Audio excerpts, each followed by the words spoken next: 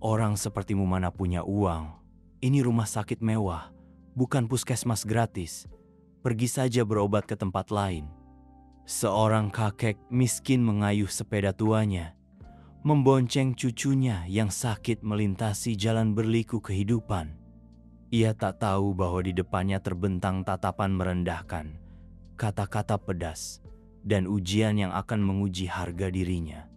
Namun, dari kegelapan terdalam itu pula, secercah cahaya hangat akan muncul tiba-tiba, mengubah segalanya.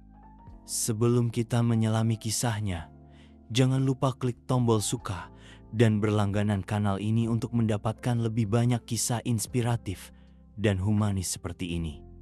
Di Desa Anbing, tempat rumah-rumah kecil berderet di sepanjang jalan tanah berdebu, Pak Bing, 70 tahun, bersiap untuk perjalanan yang bahkan ia sendiri tak yakin dapat menuntaskannya. Di dalam rumahnya yang reot, di mana setiap perabot telah dimakan usia, ia melangkah perlahan dengan tubuh yang lelah. Beban usia dan kemiskinan membuatnya kurus kering. Tangannya yang kapalan gemetar saat membuka peti kayu kecil, tempat ia menyimpan seluruh hartanya, beberapa lembar uang lusuh. Di atas dipan bambu, cucunya yang berusia 7 tahun, Lan, terbaring menggigil, wajahnya pucat seperti daun yang hampir gugur. Batuknya yang kering terdengar tak henti-henti, membuat Pak Bing harus memalingkan wajah dan buru-buru menyeka air matanya. Lan, satu-satunya cucu yang tersisa setelah kecelakaan tragis merenggut nyawa kedua orang tuanya. Sejak saat itu, Pak Bing adalah satu-satunya orang yang merawat Lan. Meskipun ia tak memiliki apapun selain hati yang penuh kasih sayang dan sepasang tangan yang kapalan. Melihat cucunya yang lemah, setiap tarikan napasnya terasa berat seakan-akan dapat berhenti kapan saja. Pak Bing tahu ia tak bisa menunda lagi. Sekalipun kemiskinan menghalanginya, ia memutuskan untuk membawa cucunya ke kota untuk berobat. Baginya, ini bukan sekadar perjalanan, melainkan perjuangan untuk merebut kehidupan cucunya yang kecil. Ia membuka tas kain lamanya, memasukkan beberapa potong pakaian untuk Lan, lalu melangkah keluar ke halaman tempat sepeda tuanya yang bannya sudah aus menanti.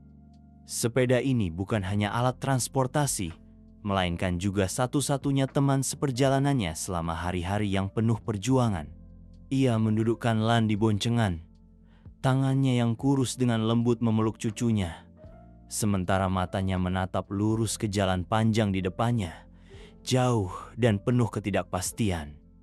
Lan berkata lirih, "Kakek, aku sakit sekali." Kata-kata cucunya seperti pisau yang menyayat hati Pak Bing.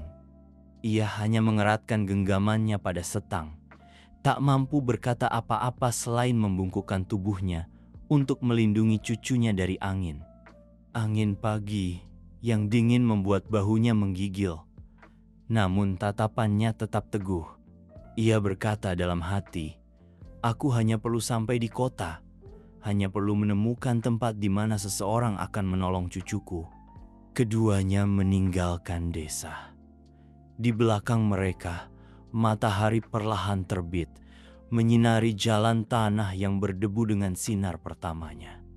Namun dalam benak Pak Bing, hanya ada kegelapan kekhawatiran dan secercah harapan tipis bahwa cucunya akan diselamatkan.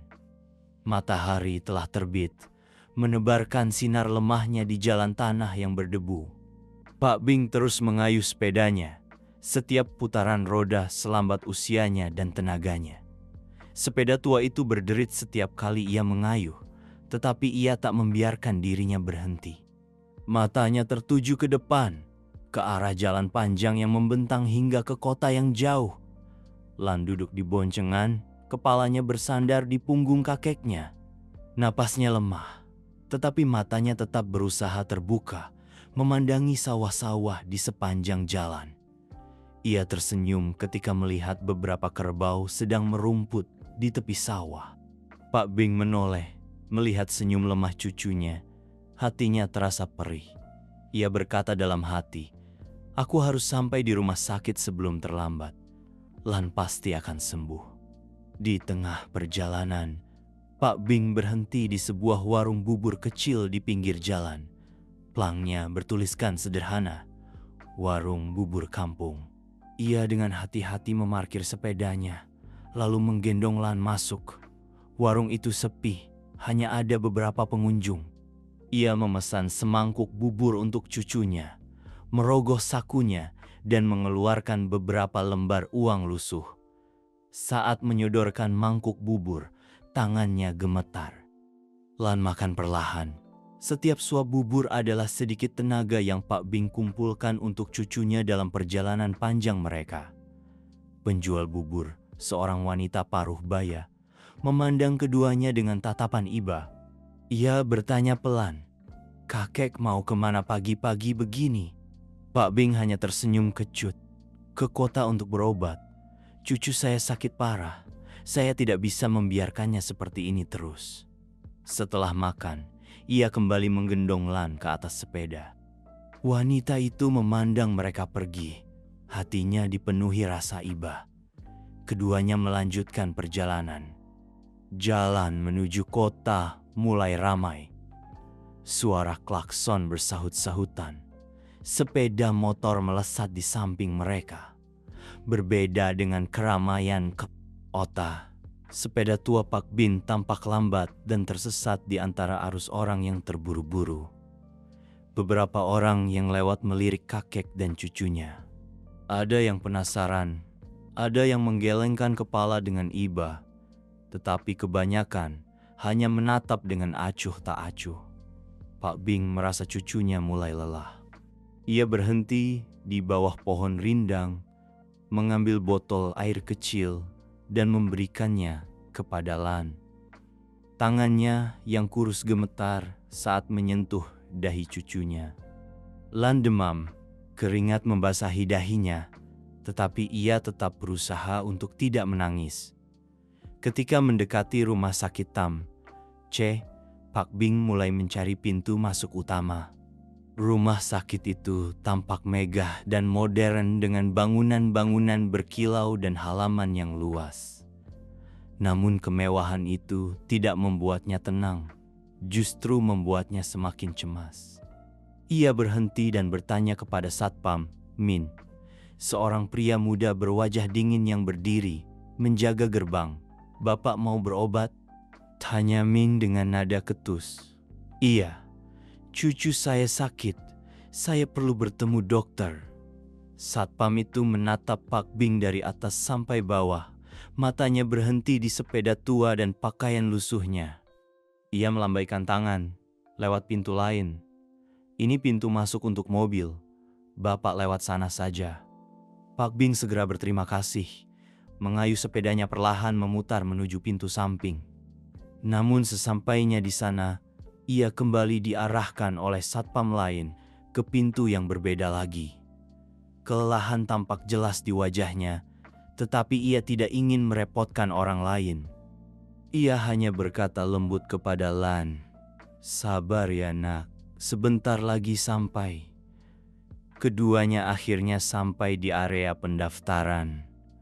Kerumunan orang berdesakan, suara riuh rendah memenuhi ruangan. Lan mulai batuk lebih sering, membuat beberapa orang di dekatnya menoleh. Beberapa orang menjaga jarak, merasa enggan ketika melihat kakek dan cucunya yang berpenampilan sederhana dan berdebu.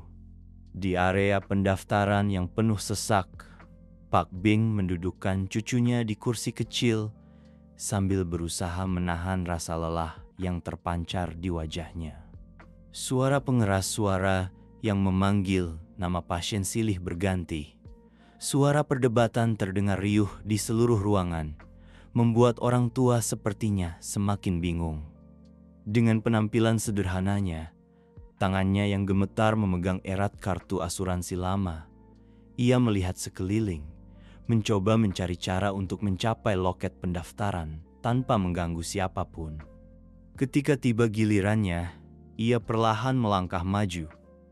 Perawat Neng Seorang wanita berusia sekitar 40 tahun meliriknya dengan tatapan dingin. Ia bertanya dengan nada tidak sabar, "Bapak mau mendaftar untuk siapa?"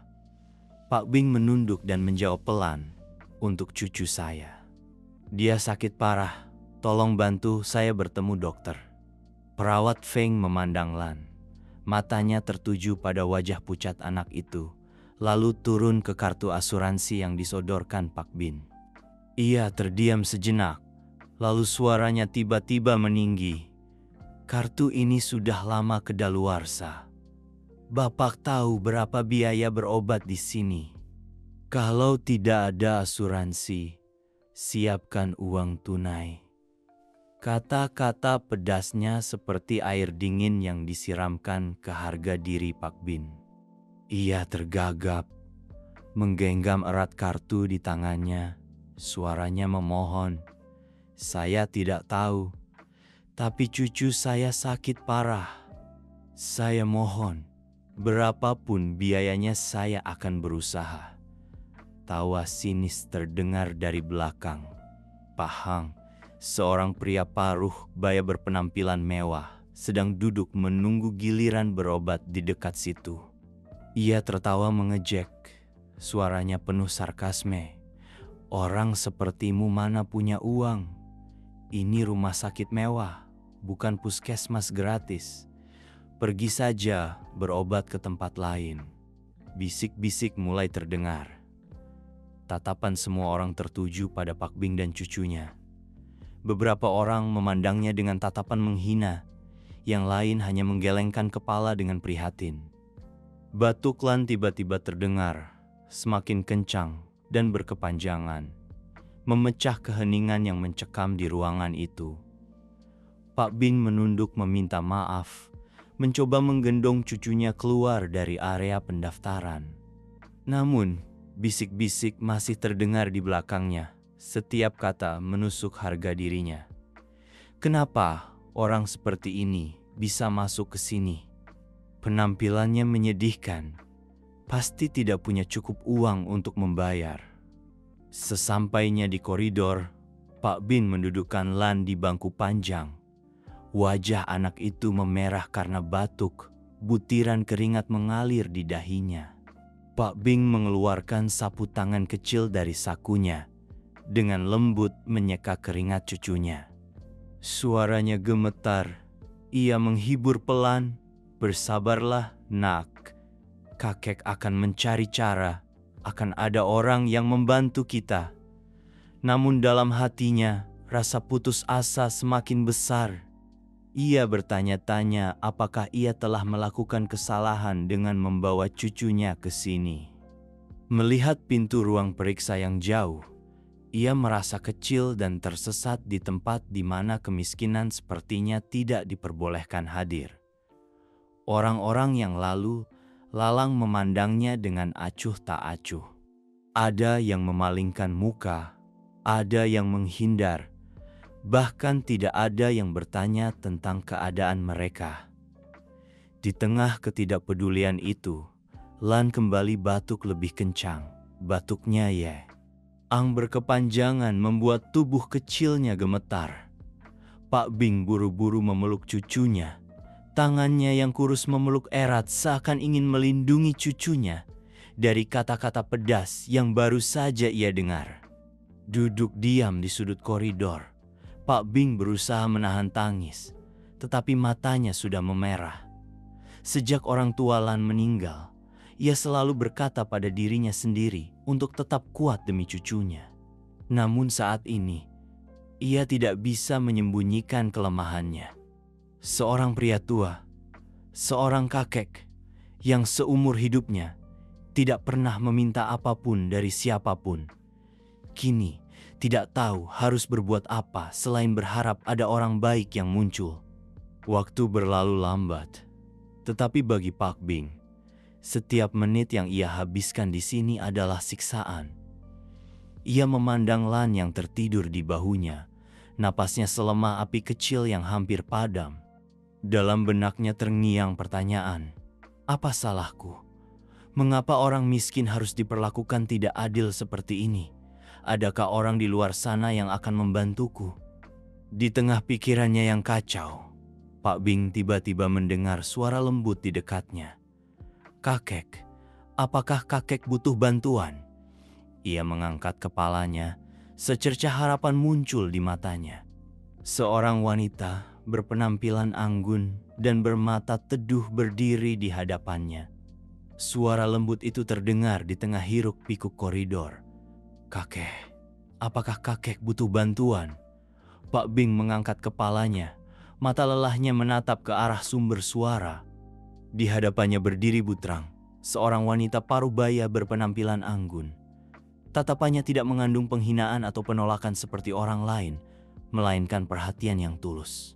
Ia membungkuk memandang Lan yang tertidur di pelukan Pak Bin. Raut wajahnya sedikit khawatir. Pak Bing tergagap, menjawab pelan, "Cucu saya sakit parah. Saya ingin membawanya berobat, tapi tidak punya asuransi. Saya tidak tahu harus bagaimana." Butrang mengangguk pelan, matanya tampak termenung sejenak. Ia bertanya lagi, "Kakek berasal dari mana? Kenapa membiarkan kondisi cucu kakek seperti ini?" Pak Bing menceritakan kisahnya, mulai dari kecelakaan yang merenggut nyawa orang tua Lan, hingga perjalanan sulit dari desa Anbing ke rumah sakit. Suaranya bergetar ketika menceritakan ketidakberdayaannya. "Saya hanya ingin menyelamatkan cucu saya, tapi saya tidak tahu harus berbuat apa. Kata orang-orang, biaya di sini sangat mahal. Saya takut." Mendengar itu, Butrang mengerutkan kening. Kata-kata Pak Bing seperti membangkitkan sesuatu dalam benaknya. Ia menatap Pak Bing dengan tatapan iba dan tegas. "Kakek tenang saja, biar saya bantu kakek dan cucunya." Butrang menoleh ke petugas terdekat, berkata cepat, "Panggil dokter sekarang. Anak ini tidak bisa menunggu lebih lama lagi." Beberapa orang di sekitar mulai memperhatikan. Para petugas yang sebelumnya bersikap acuh tak acuh kini bergegas melaksanakan perintahnya. Sepertinya kehadiran Butrang tidak hanya membawa harapan, tetapi juga mengubah suasana tegang di koridor rumah sakit. Sambil menunggu dokter datang, Butrang kembali berbincang dengan Pak Bin. Ia bertanya lebih lanjut tentang kehidupan Pak Bin, kesulitan yang dialami kakek dan cucunya. Pak Bing menceritakan semuanya, mulai dari bekerja serabutan di desa untuk menghidupi Lan, hingga malam-malam panjang yang dipenuhi kecemasan melihat Lan semakin lemah. Mendengarkan ceritanya, Butrang tidak dapat menyembunyikan rasa harunya. Ia berkata pelan, seperti bergumam pada diri sendiri, "Hidup terkadang tidak adil bagi orang-orang baik." Pak Bin mengangkat kepalanya, berkata dengan penuh syukur, "Saya tidak tahu bagaimana harus berterima kasih kepada ibu. Kalau tidak ada ibu, saya benar-benar tidak tahu harus berbuat apa." Butrang tersenyum, tetapi di matanya tersimpan kesedihan yang sulit diartikan. Ia berkata lembut, "Kakek jangan khawatir. Saya dulu juga anak miskin seperti cucu kakek. Saya mengerti kesulitan yang kakek alami." Kata-katanya membuat Pak Bing terkejut. Di hadapannya bukan hanya seorang wanita kaya dan berkuasa, tetapi juga seseorang yang pernah memahami betul arti kemiskinan dan penderitaan yang ia alami. Dokter datang, memotong percakapan mereka. Butrang meminta dokter untuk segera memeriksa kondisi Lan, sekaligus mengatur agar anak itu dirawat di rumah sakit. Ketika Pak Bing membungkuk mengucapkan terima kasih, Butrang hanya berkata, "Kakek jangan khawatir. Semua biaya akan saya tanggung. Yang terpenting sekarang adalah kesehatan cucu kakek." Dokter Tun, salah satu dokter terbaik di rumah sakit, datang dengan wajah tenang. Ia segera mengamati kondisi Lan, kemudian meminta agar anak itu dipindahkan ke ruang gawat darurat untuk pemeriksaan lebih lanjut. Pak Bing, meskipun cemas, tetap membungkuk mengucapkan terima kasih kepada setiap orang yang telah membantunya. Sementara Lan dibawa ke ruang periksa, Butrang mengajak Pak Bin untuk beristirahat di ruang tunggu VIP rumah sakit. Raut wajahnya tidak lagi dingin seperti biasanya pada seorang yang berkuasa, melainkan digantikan oleh rasa iba yang mendalam. Di ruang periksa, Dr. Tun melakukan pemeriksaan menyeluruh. Setelah beberapa lama, ia keluar dengan raut wajah serius. Ia berkata kepada Pak Bing dan Butrang, "Anak ini menderita pneumonia berat. Sudah lama dibiarkan, sehingga perlu segera dirawat inap. Jika terlambat, kondisinya bisa memburuk." Mendengar kata-kata itu, Pak Bing seperti tersambar petir. Ia menunduk bergumam, Saya benar-benar tidak tahu harus bagaimana. Butrang, saya tidak punya cukup uang." Butrang meletakkan tangannya di bahu Pak Bin, menenangkannya dengan lembut. "Kakek tenang saja. Saya sudah bilang, saya akan menanggung semua biaya perawatan cucu kakek. Kesehatan cucu kakek yang terpenting saat ini." Kata-kata Butrang membuat Pak Bin meneteskan air mata. Ia berlutut untuk berterima kasih, tetapi Butrang segera membantunya berdiri. "Kakek, jangan seperti ini. Saya hanya melakukan apa yang seharusnya dilakukan setiap orang ketika melihat keadaan seperti kakek." Sementara itu, para petugas rumah sakit yang sebelumnya bersikap acuh tak acuh, kini memandang Butrang dengan tatapan terkejut. Mereka mulai berbisik ketika menyadari identitas Butrang. Salah satu dari mereka berbisik, "Itu Butrang, direktur perusahaan Heng Thun. Perusahaan itu adalah donatur terbesar rumah sakit kita." Bisikan itu cepat menyebar, membuat ruang tunggu menjadi riuh. Pak Heng, pria kaya yang sebelumnya mengejek Pak Bing, duduk diam dengan wajah sedikit menyesal. Perawat Fei Nga yang sebelumnya menolak membantu dengan dingin, menundukkan wajahnya, tidak berani menatap ke arah Butrang maupun Pak Bin. Butrang menyadari perubahan suasana, tetap tenang. Ia hanya berkata kepada petugas di dekatnya, "Saya harap mulai sekarang kalian bersikap adil kepada semua pasien, terlepas dari kaya atau miskin mereka." Kata-katanya tidak keras, tetapi setiap kata terasa berat, membuat orang-orang di sekitarnya berpikir. Lan dirawat inap dan ditempatkan di ruang perawatan. Sambil menunggu hasil pemeriksaan, Butrang melanjutkan percakapannya dengan Pak Bin. Pak Bing menceritakan tentang hidupnya, tentang hari-hari sulitnya bekerja keras untuk menghidupi Lan, dan juga ketakutannya melihat kondisi cucunya yang semakin memburuk. Butrang mendengarkan, sesekali mengangguk, matanya penuh empati. Ia berkata lirih, seperti berbicara kepada dirinya sendiri, "Saya dulu juga anak miskin.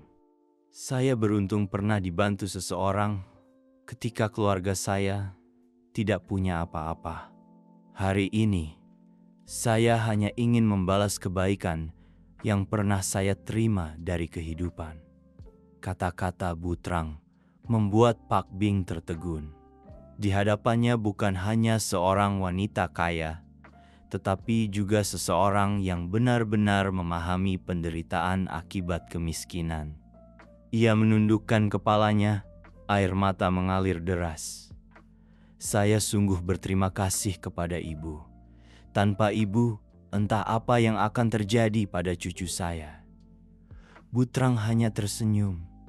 Baginya, membantu Pak Bin bukan hanya tindakan kemanusiaan, tetapi juga cara untuk membalas budi kepada kehidupan. Setelah seharian menunggu, Dr. Tun mengabarkan bahwa Lan telah melewati masa kritis. Anak itu membutuhkan perawatan jangka panjang untuk pulih sepenuhnya tetapi kesehatannya akan stabil jika mengikuti anjuran dokter. Pak Bing sangat gembira. Ia menggenggam tangan dokter dan mengucapkan terima kasih. Rasa lega untuk pertama kalinya muncul di hatinya setelah berhari-hari tegang. Sementara itu, orang-orang yang sebelumnya memandang rendah Pak Bing kini hanya terdiam. Perawat Fong dengan wajah canggung mendekati Pak Bing dan berkata pelan, "Kakek, saya minta maaf atas sikap saya sebelumnya. Saya salah." Pak Bing hanya mengangguk, tidak berkata apa-apa lagi. Ia tidak menyimpan dendam, hanya merasa hatinya lebih tenang karena Lan telah mendapatkan perawatan. Ketika semuanya mulai tenang, Butrang mendekati Pak Bing dan berkata lembut, "Kakek dan cucu istirahatlah. Saya akan mengurus semua yang diperlukan agar cucu kakek mendapatkan perawatan terbaik." Pak Bing terharu, hanya bisa menundukkan kepala dan mengucapkan terima kasih sekali lagi. Seminggu kemudian, Lan diperbolehkan pulang dalam kondisi kesehatan yang stabil. Senyum kembali menghiasi wajah mungilnya, membawa kebahagiaan yang tak terlukiskan bagi Pak Bing. Berdiri di depan rumah sakit, ia menoleh ke arah Butrang. Matanya berkaca-kaca, suaranya sedikit bergetar. "Saya tidak tahu harus berkata apa selain terima kasih. Jika bukan karena ibu, cucu saya." Butrang tersenyum, menjawab lembut, "Kakek jangan berkata begitu. Kehidupan pernah berbaik hati kepada saya, dan sekarang saatnya saya berbagi keberuntungan itu dengan orang lain." Ia memandang Lan, meletakkan tangannya di bahu anak itu seperti memberikan restu. Namun, di matanya masih tersimpan sedikit kesedihan, seakan mengenang sepenggal kisah masa lalunya. Dalam perjalanan pulang, Pak Bing tak henti-hentinya bercerita kepada Lan. Suaranya lebih optimis dari sebelumnya. Ia berkata, "Nak, tahukah kau, masih banyak orang baik di dunia ini. Kakek berharap suatu hari nanti kau juga akan tumbuh dewasa dan melakukan hal-hal yang berarti bagi kehidupan." Kata-katanya seperti gema, menyentuh hati orang-orang yang pernah menyaksikan perjalanan sulit kakek dan cucunya. Di rumah sakit, perawat Fa masih merasa bersalah. Kata-kata Butrang hari itu terukir dalam ingatannya. "Bersikaplah adil kepada semua pasien, terlepas dari kaya atau miskin mereka." Perawat Fang mulai memandang segala sesuatu dengan cara berbeda, belajar untuk mendengarkan dan membantu pasien yang kurang mampu. Paheng, pria yang pernah mengejek Pak Bin, juga tidak luput dari rasa malu. Setelah mengetahui kisah Butrang dan Pak Bin, ia diam-diam berlalu. Namun tatapannya telah berubah. Tidak ada lagi kesombongan, melainkan digantikan oleh renungan. Kisah ini tidak hanya mengubah hidup Pak Bing dan Lan, tetapi juga meninggalkan kesan mendalam di hati orang-orang di sekitar mereka. Kisah ini seperti sebuah pengingat bahwa kebaikan hati selalu menjadi jembatan yang menghubungkan manusia, melampaui batas antara si kaya dan si miskin. Ketika kakek dan cucunya kembali ke desaan Bing, pemandangannya masih sama, tetapi di hati Pak Bing, segalanya telah berubah. Ia tahu bahwa sesulit apapun kehidupan, selama ada keyakinan dan kebaikan, semua masalah pasti ada jalan keluarnya. Lan tersenyum, menggenggam tangan kakeknya. Matanya yang jernih seperti menyimpan masa depan yang cerah. Kita semua bisa menjadi secercah cahaya kecil dalam kehidupan orang lain. Hanya dengan satu tindakan kebaikan, sedikit berbagi, terkadang sudah cukup untuk mengubah nasib seseorang. Dan siapa tahu, kebaikan itu akan kembali menghangatkan hati kita di saat kita membutuhkannya. Jika kisah ini telah menyentuh hati Anda, silakan klik suka dan berlangganan kanal ini untuk terus mengikuti kisah-kisah penuh makna dan nilai-nilai kemanusiaan. Terima kasih telah menonton dan ingatlah, hanya dengan menanam benih kebaikan, dunia ini akan selalu dipenuhi harapan.